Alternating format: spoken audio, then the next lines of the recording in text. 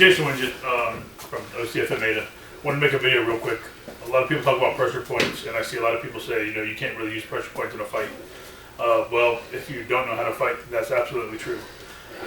Pressure points should be 5% of your overall technique. They should be a bonus. If you hit a pressure point, great, good for you. If you don't, it shouldn't matter. If you train with us, you know we hit like trucks anyhow, so it's still going to do a lot of damage. But I'm going to show you guys, we're going to show a few examples of how to get to these pressure points, or how we do in a real situation in a fight. Because people are semi-right, I guess. It's a lot different when you train pressure points. When you're first learning, your partner's compliant. They're letting you hit. Because we're learning the spots, we learn how to hit them. You know, we got to know the depth they go into the body to make them work. We got to know the angles. We got to know all that kind of stuff. But once you have that knowledge down, then you got to apply it to go back to your fighting skills and apply it to that, because an attacker is not going to stand and let you do it. That's just silly. And people who train that way, they're training it all wrong, and they're giving their students a false sense of security. And I don't want to do it with my guys. So I'm going to show you guys a few clips here following this, showing how we get to these. So I'll show you how we set up from sparring and how we get to these pressure points, how to make them work for fighting. Jason, we got Steve Saunier. We're working on 4th degree stuff, and if you look at your list, there's different pressure points that we hit. No longer is my guy going to be compliant. Just let me hit him, because we're way beyond that now.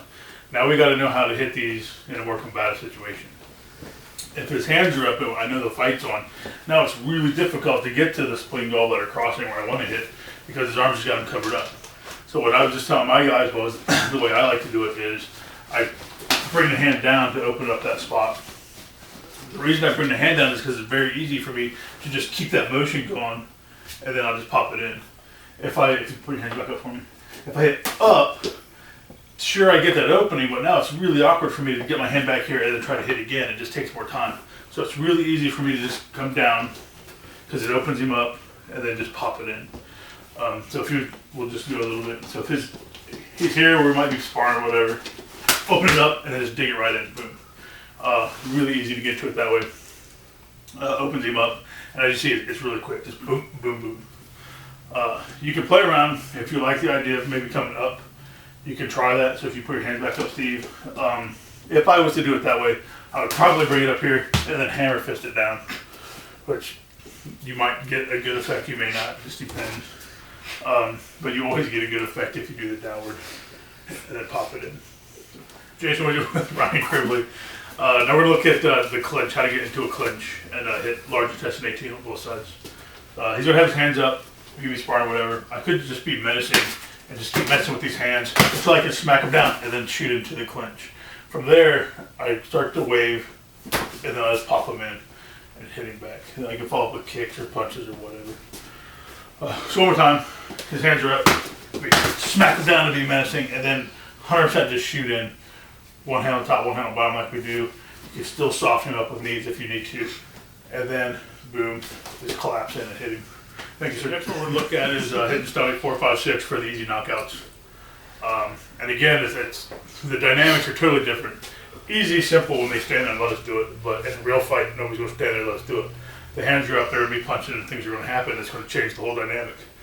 So this is how I personally deal with it, how I'm training my guys to do it. If you guys have a better way, by all means use your better way, but this is how I do it. So if his hands are up, what I want to do is I want to be menacing. I don't want to give him an easy target to hit me. I want to start messing with these hands. Once I pull his hand down, I'm going to just readjust here and then hit straight down. If it's the other, he throws a punch, cover it up, and then hit. So punches, maybe I'll stay on this side. I can elbow it and hit it. No matter what I'm dealing with, I got to be aware that there's another fucking hand that he can hit me with. Pardon my French. So when he comes in with his strikes, covered up here, I got to worry about this one. So maybe I move to the opposite side, which again, he still has all these pressure points opened up. So bam, I just hit him straight down. If he hasn't punched yet again, I'll come in here and just be menacing, get these hands out of the way. If I'm covering these hands up, he obviously can't hit me before I can fire mine off. You don't have to deal with both if you're fast enough. Maybe I could just do the one and hit him right in the chin, knock him out. Just cover with the one hand and just blast him with the other. You don't have to. I like to come here and switch hands to hit, because it also helps me deal with that. If he throws that punch, I can smack it out of the way, use my elbow to strike.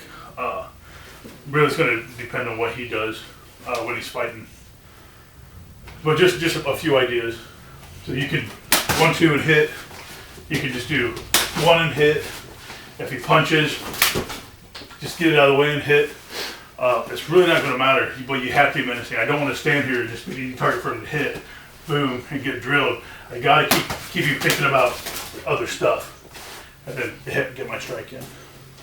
Again, it's kind of the old adage about the best defense is a strong offense.